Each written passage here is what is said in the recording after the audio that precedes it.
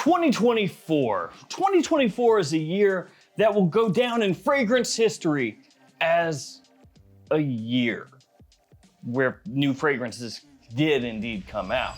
That much is for sure. And today we're gonna be revisiting 2024. I know, it's just, man, it's so far in the past, barely remember it. But we're gonna be revisiting 10 of the biggest releases of 2024 and kind of reevaluating them a little bit. Because time goes on and maybe some of those feelings that were raw when something was new, over time they heal and you can look at things a little bit differently. Or you look at them the exact same way. We'll see.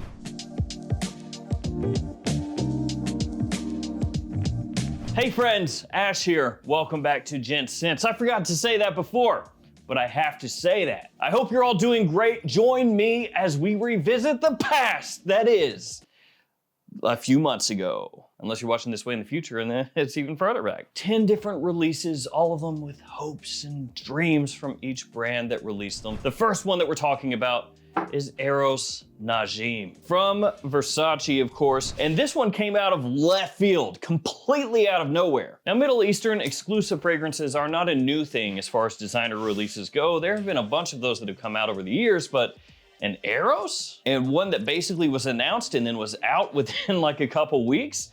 Kind of a surprise. And unfortunately, since this has come out, it still really hasn't gotten any easier to find, at least in the US. Now, I do want to put out a little bit of a warning here.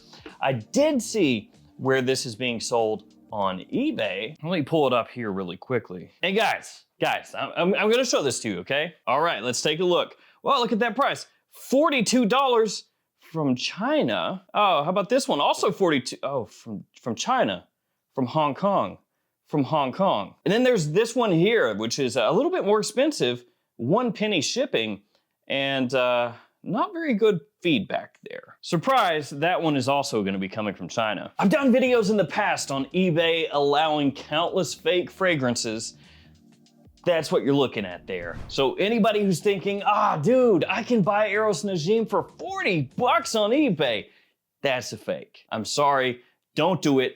It's a fake. So yeah, this one annoyingly, very annoyingly, has been very difficult to find in the US, and who knows when or if that's gonna change. And that has had a big negative impact, I feel like, overall on this scent, because a lot of people have just kind of written it off at this point because they haven't been able to get it or smell it. Now, what do I think about this fragrance since a little time has passed since it was released? Well, as far as the opening goes, I still feel pretty much the same way. I think the opening could have used some work. And it's not that the opening smells bad per se, it's kind of forgettable. Note-wise, it has caramel and mandarin orange off the top, along with some oud and cardamom in the mid. So you would think, oh, it's gonna be like sweet, powerful, warm, attention-grabbing. And instead, it's just kind of like it smells okay in the opening, but for an Eros fragrance, specifically a Middle Eastern exclusive Eros fragrance that is difficult to locate, that you're gonna have to pay a pretty big premium to get an actual bottle right now, it's not a very good opening. At least to me. It just does not capture attention right away. It smells fine, it smells passable, but I would like something a little bit better than passable. Now, as it dries down, it gets way better. I like the dry down here a lot. It opens up, it feels richer, you get more of that sweetness coming off, just way more appealing in general. So revisiting Eros Najim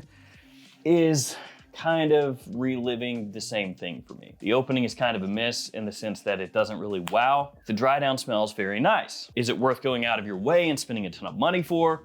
No. If it became available at discounters for a price that's a little bit more in line with what you would expect from a Versace, would it be worth picking up? If you're a fan of the line, I think absolutely. So it really just depends on how you look at it. Let's go next with, this, Boss Bottled Absolute. So this is a fragrance that I very, very much enjoyed when it came out last year. And it has changed a little bit, my opinion, since then, in the sense that I like it more now. This stuff is awesome. That didn't work. The cap was, this stuff is awesome. It's really, really, really, really, really good. It smells a little similar to Carlisle from Parfums de Marly. Worst thing about this is actually the atomizer. It's a trashamizer. This, ugh. I've noticed that with a couple different fragrance lines, fragrance brands, YSL, the Y line, their atomizers just kind of going downhill. It's not the end of the world, but I mean, you know, it feels cheap. Like you can see it just wobble. You're like, look at this. Do you see that wobbling side to side all around? Again, that's complaining about nothingness, but still, give me a nice atomizer. Bottled Absolute though, this stuff, top notch as far as designer releases go. Fantastic performance quality, astronomical for a designer scent. Fall and winter time, absolutely perfect. More of an evening scent. So with this one, I'm revisiting it here, and I'm gonna continue revisiting it until my bottle is empty, which will never happen because I own too many fragrances. But that's just a stupid way of me saying I'm gonna wear it because it's good. And this is also one that is definitely more of like people who really like fragrances really like this one. It's not as successful as far as overall popularity as a lot of the other big dogs, but it deserves to be. Well, I talked about why, so let's talk about why. YSL Y Elixir. Honestly, it's like the same atomizer. It feels the same, like the same kind of wobble and everything. I wonder if they sourced it from the same place. So Y Elixir came out, and I was really excited for this. A lot of you were really excited for this because, you know, elixir fragrances, right? Everybody's gotta have them. And elixirs are like the king of the coop, right? The top of the mountain. In the hall of the mountain king means you're in the hall of the elixir fragrance. And it's like that with every line at this point. Some lines have multiple elixir fragrances. They're supposed to be the pinnacle, the best. And when they released this, they said, you know, it had natural oud that they were putting in there. They made a big point to add emphasis that they were using the highest quality ingredients, the highest quality natural ingredients for Y Elixir. Then it came out, and it's not that it smells bad. It doesn't smell awful. It's not offensive. What the problem is that it just smells like Y. You know, kind of right in that Y eau de parfum wheelhouse as far as that Y sweetness with the clean aspect to it as well. There's like a little underlying darkness as it dries down, which is supposed to be that oud, but do you ever really get like a prominent, very noticeable oud or like very dark, sweet, spicy woodiness? No, not really. And the performance isn't awful. The atomizer is, so you might have to spray a little bit more, but performance isn't terrible. Is it better than Y eau de parfum for me as far as performance? No. And so you just kind of have to go, well, why would I pay so much more for this? And that's where the big issue was for me. It's the most expensive Y fragrance. So it should be the best of the best, right? But it wasn't. At least not to my taste. I felt like you could go with Y eau de parfum, Y eau de toilette, Y le parfum for less and get a fragrance that's just as good as this one, if not better. Now, revisiting it, if we don't talk about the price, we just pretend that doesn't exist. Like, ugh. It smells pleasant. It smells nice, easy to wear. Like I said, clean, very versatile. And if you're a big fan of the Y line, it would make sense to scoop this one up.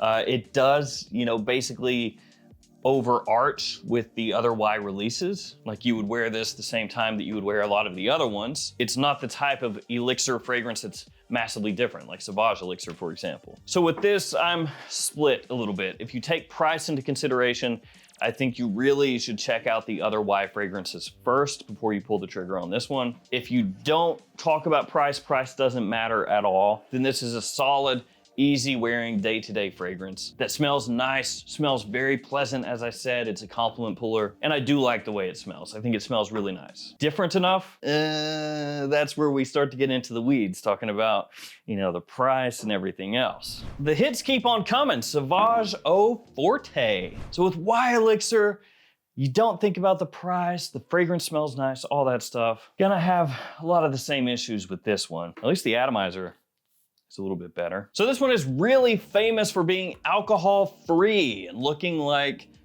milk, because milk sounds way better than other descriptors that you could use. White water. So yeah, Sauvage Eau Forte, quite expensive.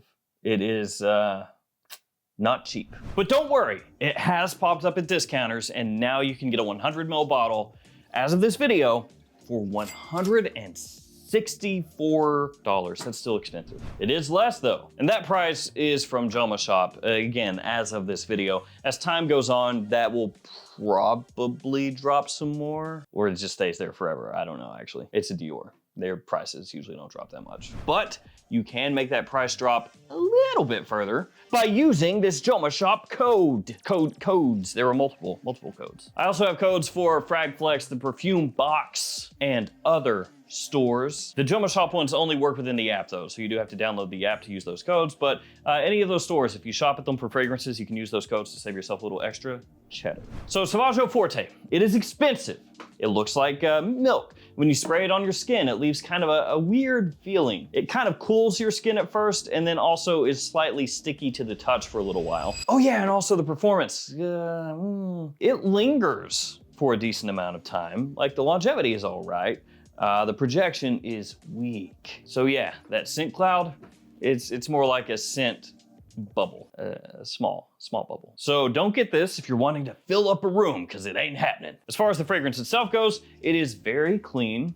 It's got kind of a clean laundry aesthetic to it, musk and lavender, a little bit of sweetness to it as well. Like this little bit of resinous sweetness that kind of lurks and lingers throughout. And even though time has passed, I am still not really a fan of this one. But I do understand people who want something that is just very clean, inoffensive, easy to wear, and the price doesn't really bother them.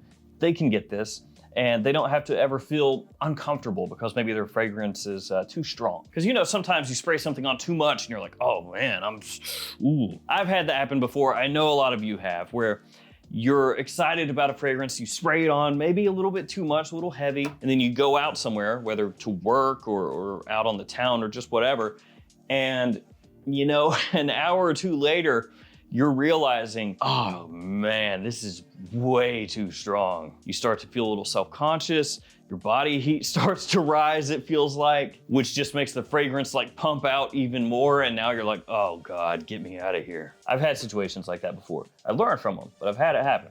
With this, that's never gonna be an issue, for better or worse. Probably worse, but still. So revisiting Sauvage Forte, do I like it a little bit more now? No. But for those of you out there who do enjoy this as a very subtle, clean day-to-day scent, more power to you. Let's talk Invictus Victory Parfum with the new sleek bottle design that Rabanne is apparently rolling out to all Invictus bottles, which is an interesting choice because now all of the Invictus scents are gonna look like the svelte Invictus Parfum, which kind of almost takes away from the specialness of this one, because this was like the higher end, nicer Invictus, and now they're all gonna look like it. This is one that has grown on me more since it came out. So this is one that I think more highly of now. It has that Invictus DNA. It is quite pungent, especially off the top. It's got good push to it. So it's not as stomach churningly sugary as the original Invictus could sometimes come across, especially if you went really heavy in the summertime. It's a little bit classier, at least as much as an Invictus can be, and has a nice soapy aspect to it as well. Just a solid scent all the way around. And this is one that I've actually gotten some use out of. Had some good reactions to it, just really enjoy it, you know? So that one's still really good. Can't keep it positive for too long though. Acqua di Gio Profondo Parfum is up next. Acqua di Gio is one of my favorite lines ever. And really, it could be the most important fragrance line for me ever. I had Essenza when it was new. I had Acqua di Gio Blue Edition. I had some of the early like limited edition bottles that they did many years ago. And then when they started to pump out the Acqua di Gio flankers, that was really exciting for me. And with Profondo, they nailed it. Love Profondo. So they were like, oh, Profondo Parfum. And I thought to myself, this is a home run. This is gonna be something I absolutely adore. I cannot wait. And it's got a magnetic cap that I can't put back on the bottle. It's like a toddler trying to learn how to use my fingers. Let's see.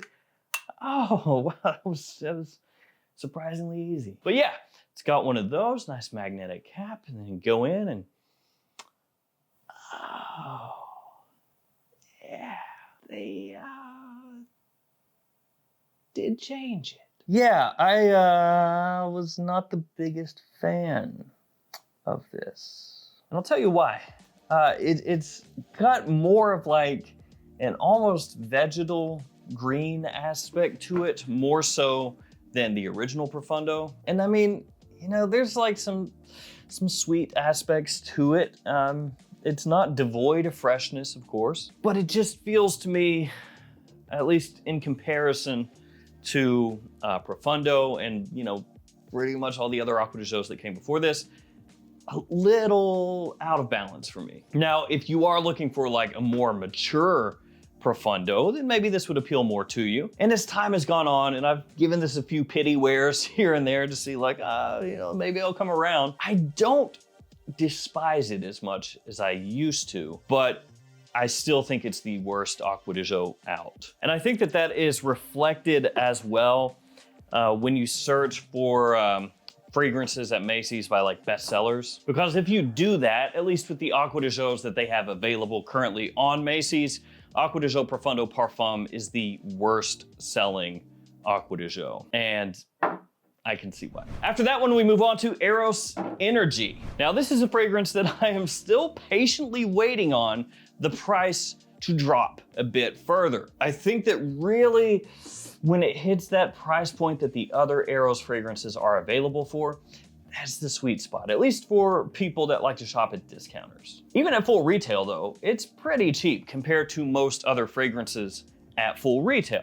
Like out of everything here, that's the cheapest. It ain't close. That's $115 full retail for a 100 ml size bottle. For example, this one here, Profundo Parfum, that's $175. I think Sauvage Eau Forte is $193. Y Elixir is like $180 for a 60 ml. So yeah, it's very cheap is what I'm trying to say compared to these others, apples to apples. The opening here is a citrus blast. It has every single kind of citrus under the sun, which I love. I think citrusy openings a lot of times smell fantastic, and I think this one does as well. It's also got some similarities to Aventus Cologne, more of that fresh kind of Aventus style opening. And some people have taken issue with that, saying, you know, it's kind of boring having it have those similarities.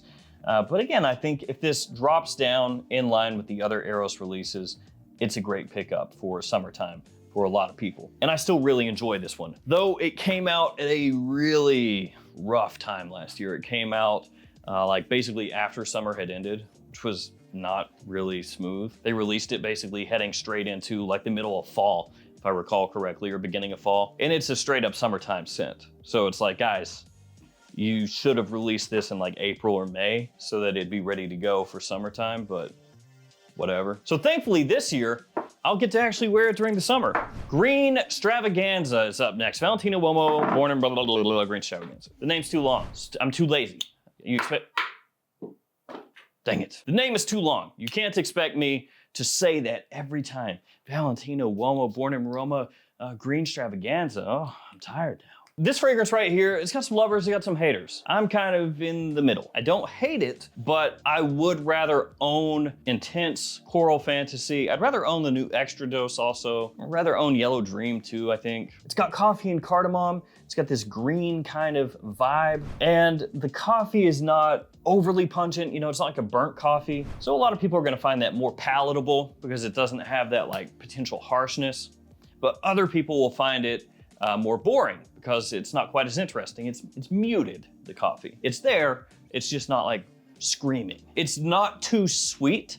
So if you do think some of the other Born in Roma fragrances are too sweet, then this one might be more in line with your tastes. So in that aspect, it could work out really well for you.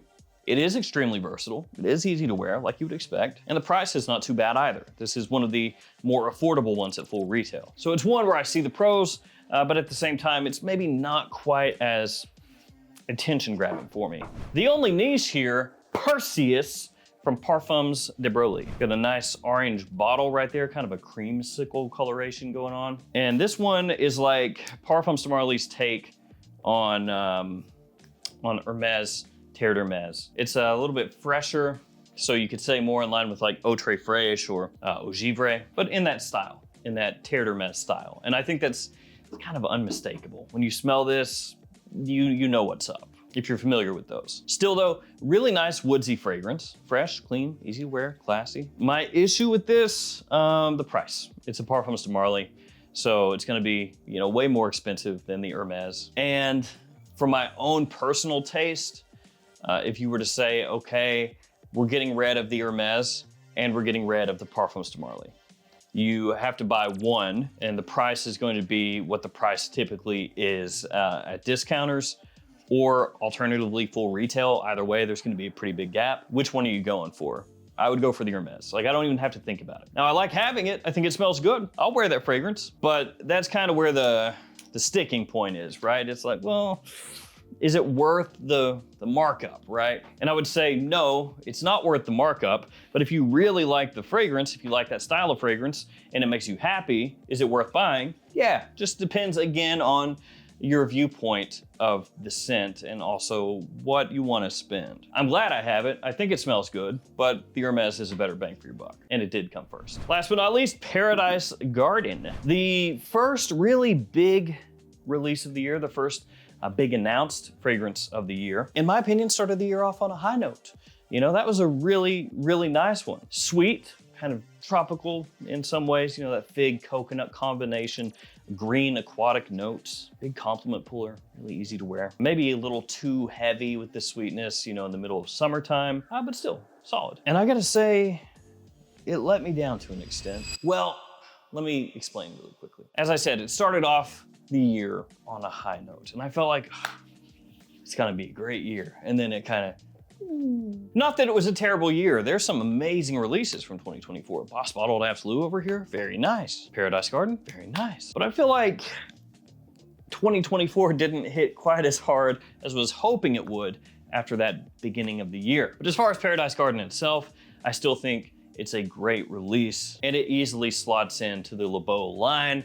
It works. It's different enough that it's not overly redundant, and it is still one of the best releases of last year. And I think that's going to be the case just 5 years from now, 10 years from now, when we look back, that'll still be considered one of the best of the year. So there we go, a little revisitation, a little walking back down a memory lane from a whole whopping year ago. Let me know what you think was the best release or best releases of the year. A lot of you may even say, hey man, Sauvage Eau Forte, to me, best release of the year. And if that's the case, again, I'm glad it made you happy. Wear what you like, wear what makes you feel better. Thank you guys for hanging with me. Stay safe, take care of yourselves, and I'll see you tomorrow with another fragrance video. See you guys.